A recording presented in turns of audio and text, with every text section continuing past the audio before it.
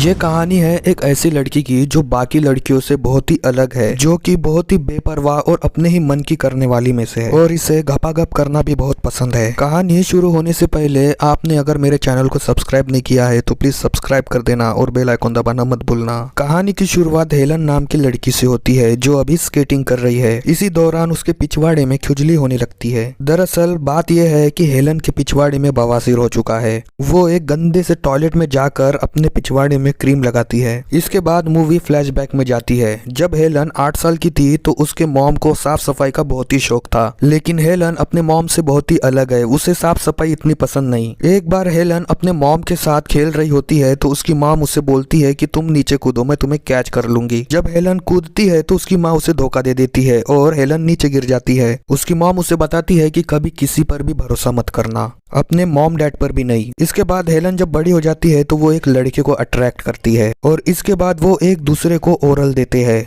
Oral का मतलब आप गूगल पे सर्च मार लेना। हेलन यहाँ पर भी गंदगी मचाती है। वो उस लड़के के स्पर्म को अपने हाथ में लपेटकर घर चल जाती है। घर पहुंचने तक वो स्पर्म सूख गया था, इसलिए हेलन उस स्पर्म का मुरब्बा बना के खा लेती है। इसके बाद वो बाथटब में नहाने के लिए जाती है, वो भी सब्जियां लेकर। दरअसल वो सब्जियों को धोती नहीं, वो अपने अंदर डाल देती है। इसके बाद हम हेलन की मॉम को देखते हैं जिसका एक बॉयफ्रेंड है। दरअसल हेलन की मॉम ने अपने पति से डिवोर्स ले लिया है। हेलन का एक छोटा भाई भी है। क्योंकि उसकी माँ डिप्रेशन में जाती है इसलिए वो शांति पाने के लिए कई धर्मों को ट्राई कर चुकी है। तभी उसके पड़ोस में एक आती है लड़की जिसका नाम है कोरेना। हेलन उस लड़की के साथ काफी रूडली बात करती है और टाउंट मार के कहती है कि तुम्हारी किस्मत खराब है जो तुम हमारी पड़ोसी बन गई हो। इसके बाद कोरिना अपने बॉयफ्रेंड को घर लेकर आती है और उसके साथ दिन रात टपाटप करती है। उस लड़के ने कोरिना को अपने पेट पर पॉटी करने के लिए कहा और कोरिना भी अपनी एड़ी चोटी का जोर लगाती है और अपने बॉयफ्रेंड को सेटिस्फाई करती है। लेकिन अगले ही दिन ये बात पूरे कॉलेज में फैल गई और कोरिना ने अपने बॉयफ्रेंड के साथ ब्रेकअप कर लिया। इसके बाद हेलन अपने डैड के घर जाती है और वो देखती है कि उनके अंडे पूरे जल गए हैं और डैड अपने गर्लफ्रेंड के साथ लगे हुए हैं। हेलिना वो जले हुए पैन को पापा के बेड पर रख देती है, जिस पर उसके पापा बोलते हैं कि तुम आने से पहले डोर नॉक क्यों नहीं करती। हेलन कहती है अगर मैं डोर नॉक करती तो तुम्हारे घर में आग लग जाती थी। इसके बाद मूवी फिर से फ्लैशबैक में जाती है जहाँ डैड ने हेलन के हाथों को कुचल दिया। मतलब हेलन के डैड भी थोड़े से क्रैक है और उसकी मॉम तो पूरी ही क्रैक है। लेकिन हेलन अपने मॉम डैड से बहुत ही प्यार करती है, इसलिए वो दोनों क्रैकर्स को अपने साथ मिलाना चाहती है। इसके बाद हेलेना अपने मॉम के बारे में हमें बताती है। उनका मानना था कि लड़कियों को अपने प्राइवेट पार्ट्स और बॉडी के अंगों को हमेशा साफ सुथरा रखना चाहिए, लेकिन हेलन को बिल्कुल ही साफ सफाई पसंद नहीं। जब वो अपने बॉडी को शेव कर रही होती है तो वो गलती से अपने पिछवाड़े के बवासीर को काट डालती है और दर्द से वो झुल्ला उठती है। लेकिन इस बारे में वो किसी को भी नहीं बताती और स्कूल पहुंच जाती है। लेकिन ब्लड लगातार ही बह रहा था, इसीलिए वो खुद ही हॉस्पिटल में भर्ती हो जाती है। इसके बाद डॉक्टर उसके पिछवाड़े की जांच करता है। इतने में ही वहाँ पर रॉबिन नाम का नर्स आता है और हेलन के कपड़े चेंज करवाता है और हेलन को ऑपरेशन थिएटर तक पहुँचाता है। इसके बाद हेलन रॉबिन से कहती है कि वो उसके पेरेंट्स को कॉल लगा दे। ऑपरेशन होने के बाद हेलन रॉबिन से पूछती है कि मेरे कपड़े कहाँ है। रॉबिन हेलन को उसके कपड़े दिखाता है, लेकिन हेलन के पैंटी में दाग लगा होता है। हेलन सोचने लगती है उसकी माँ को गंदी पैंटी से कितनी ज्यादा चिढ़ है। मतलब अगर वो मर भी रही होंगी तो वो सबसे पहले उसके कपड़े चेक करेंगी। रॉबिन उसकी पैंटी को देखकर कहता है कि क्या मैं इसे धोखे दूं? हेलन कहती है रहने दो।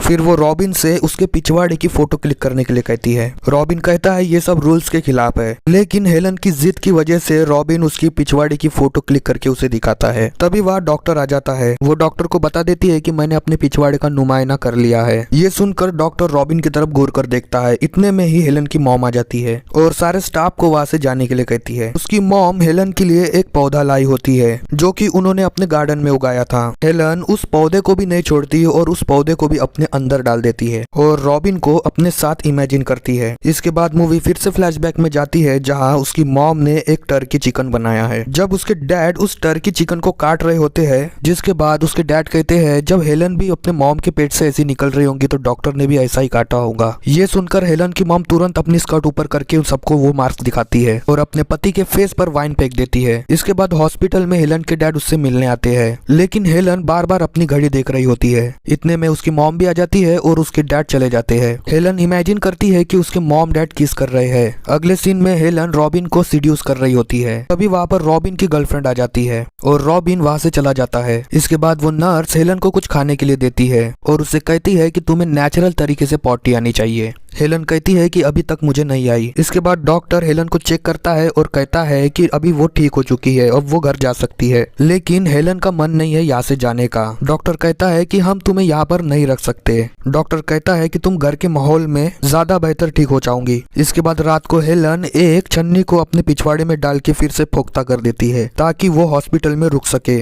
रॉबिन जब बेड पर खून देखता है तो वो हेलन को इमरजेंसी के लिए लेके जाता है, जहाँ डॉक्टर को हेलन की इमरजेंसी सर्जरी करनी पड़ती है। कुछ दिन बाद हेलन ठीक हो जाती है और रॉबिन को ढूंढने लगती है। रॉबिन की शिफ्ट खत्म हो गई थी और वो घर जाने वाला था। हेलन रॉबिन से कहती है कि मुझे भी अपने घर लेके चलो। इसके बाद दोनों पैशनेट किस करने लगते हैं। इसके बाद वो रॉबिन की ट्रक में बैठ जाती है और वो आगे देखती है कि उसके मॉम डैड आपस में मिल रहे हैं और वो रॉबिन को ड्राइविंग चालू रखने के लिए कहती है और साथ ही साथ बारिश का भी मजा लेती है। और इसी के साथ ये मूवी यही एंड हो जाती है। सो अगर अभी तक वीडियो देख रहे हो तो प्लीज चैनल को सब्सक्राइब कर देना और बेल आइकन दबाना मत भूलना। मिलूंगा ऐसे वीडियो के साथ। So till then bye bye.